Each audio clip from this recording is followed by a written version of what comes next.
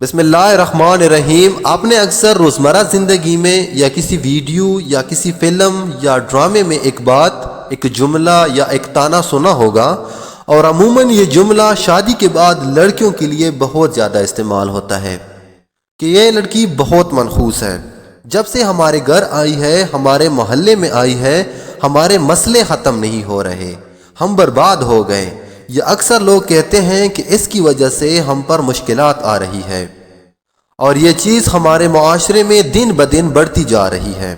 لوگ پتہ نہیں یہ سب کیسے کہہ دیتے ہیں، اور یہ سب کہنے سے پہلے آخر سوچتے کیوں نہیں ہیں کہ یہ ان کے لیے تو بس ایک وہم ہو سکتا ہے یا ان کے لیے صرف الفاظ ہو سکتے ہیں، لیکن جس کے لیے بولتے ہیں اس کی زندگی برباد کر دیتے ہیں۔ میں پہلے کئی بار کہہ چکا ہوں کہ الفاظ بولنے سے پہلے تک ہی آپ کے غلام ہوتے ہیں، بولنے کے بعد آپ ان بولے گئے لفظوں کے غلام بن جاتے ہیں۔ کسی کی بہن بیٹی کے لیے یہ الفاظ آپ کہہ بھی کیسے سکتے ہیں جبکہ آپ کے گھر میں بھی بہن اور بیٹیاں موجود ہیں؟ کیا آپ یہ سب الفاظ اپنی بہن یا بیٹی کے لیے بھی سن سکتے ہیں کہ کوئی آپ کی بہن یا بیٹی کو بھی منحوس سمجھے اور اپنی تمام تر غلطیوں، کوتاہیوں، ناکامیوں کو آپ کی بہن یا بیٹی سے بلا وجہ ہی منسوب کریں؟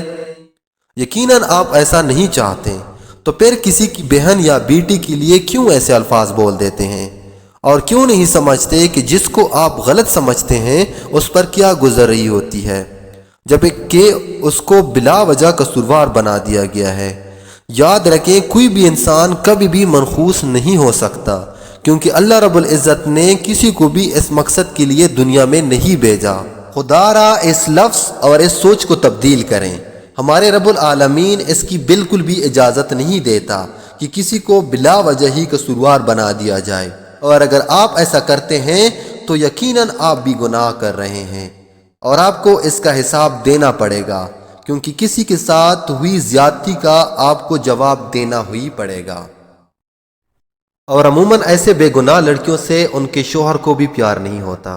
میرے خیال میں بیوی سے عشق انہی کو ہوتا ہے جنہوں نے خود کو حلال رکھا ہو، جنہوں نے ہر جگہ منہ نہ مارا ہو، وہ جنہوں نے صرف ایک پر ہی اپنی دنیا کو تمام کر دی ہو، اور یہ کام بس وہی کر سکتے ہیں جو حیادار ہوں، جو اللہ کی قائم کردہ حدود سے تجاوز نہ کرتے ہوں، کیونکہ وہ جانتے ہیں کہ اللہ تعالی حیادار ہے اور حیا کا حکم دیتا ہے۔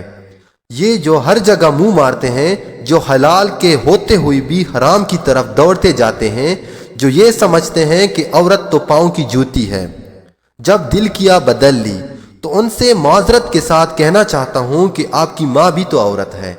کیا آپ کے والد نے انہیں پاؤں کی جوتی سمجھا تھا؟ اور کیا آپ اپنی بہن یا اپنی بیٹی کو بھی جوتی کی طرح سمجھتے ہیں؟ جس دین کے ہم ماننے والے ہیں، اس میں عورت کی بہت بڑی شان ہے، اس میں تو نامحرم کی طرف دیکھنا بھی گناہ ہے، تو پھر آپ گناہ میں کیسے سکون ڈھونڈ رہے ہیں؟ اگر آپ کو آپ کی بیوی پسند نہیں تو اس میں اس کا کیا قصور ہے؟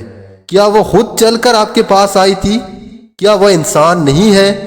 کیا اس نے آپ کی طرح کسی اور جگہ منہ مارا؟ خدا را خوش کے نہ ہن لے، جب قبول کر لیا ہے تو پھر نبھانا آپ کا فرض ہو گیا ہے۔ اگر کسی اور کو پسند کرتے تھے تو اس سے شادی کیوں نہیں کی، اور جب نہیں ہو سکی تو اس میں آپ کی بیوی کا کیا قصور ہے؟ یہ کیسا کھیل ہے آپ کے لیے کہ محبت کسی اور سے اور نکاح کسی اور سے، دل کسی کے پاس اور جسم کسی کے پاس، خیالات میں کوئی تو زبان پہ کوئی۔ کیا یہ منافقت نہیں؟ کیا آپ کو واقعی لگتا ہے کہ آپ اس طرح سکون پا سکتے ہیں؟ کیا آپ کو واقعی نہیں پتا کہ حرام میں کسی قسم کا کوئی سکون نہیں ہے، باخدا نہیں ہے؟ جس کو قبول کر لیا ہے اس کو دل سے بھی قبول کر لے۔ وہ اپنا گھر بار چھوڑ کر صرف آپ کی خاطر آئی ہے، وہ آپ سے محبت مانگتی ہے، اور یہ اس کا شرعی اور اخلاقی حق ہے۔ نامحرم کی محبت آپ کی کامیابی کبھی نہیں ہو سکتی، وہ بس آپ کی بربادی ہے، اور آپ کو سکون نہیں مزید بے سکونی دے گی۔ اپنی شریکی حیات کو عزت دیں، اس سے عشق کریں، اور جو محبت آپ کسی اور سے کرتے ہیں وہی اپنی بیوی سے کر لیں۔ میں پورے یقین سے کہتا ہوں کہ آپ کی زندگی خوشیوں سے بھر جائے گی۔ میرے خیال میں تو عورت کی وجہ سے ہی زندگی کے سب رونقیں ہیں، یار کر کے تو دیکھ لیں۔ میرے بھائی، بیوی کی بھی عزت نفس ہوتی ہے۔ بیوی کو نصیحت کرنی ہے تو تنہائی میں کرو، اور تعریف کرنی ہے تو سب کے سامنے کرو۔ لوگوں کے سامنے اس کا مذاق اڑاتے ہیں، لوگوں کے سامنے بے عزت کر دیتے ہیں اور ڈانٹ پلا دیتے ہیں۔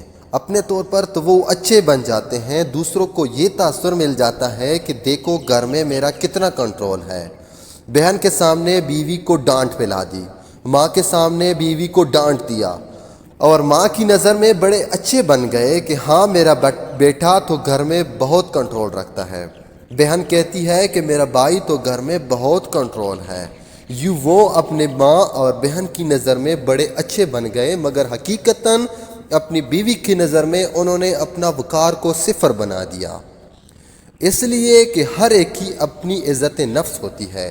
جب کسی کی عزت نفس مجروح کیا جاتا ہے تو پھر اس انسان کا دل ٹوٹ جاتا ہے، اور یہ چیز گناہ میں شامل ہے۔ لہٰذا اس کی عزت نفس کا خیال رکھنا چاہیے۔ اس کو نصیحت کرنی ہے تو تنہائی میں کرو، اور اگر تعریف کرنی ہے تو لوگوں کے سامنے کرو۔ اس نصیحت کو زندگی کا اصول بنا لو۔ تنہائی میں اگر بیوی کو جلی کٹی بھی سنا دو گے، بیوی برداشت کر لے گی، مگر لوگوں کے سامنے اس کی ذلت برداشت کرنا مشکل ہوتا ہے۔ اس لیے یہ بات ذہن میں رکھیں کہ بیوی کو دوسروں کے سامنے کبھی بھی اس طرح تنقید کا نشانہ نہ بناؤ۔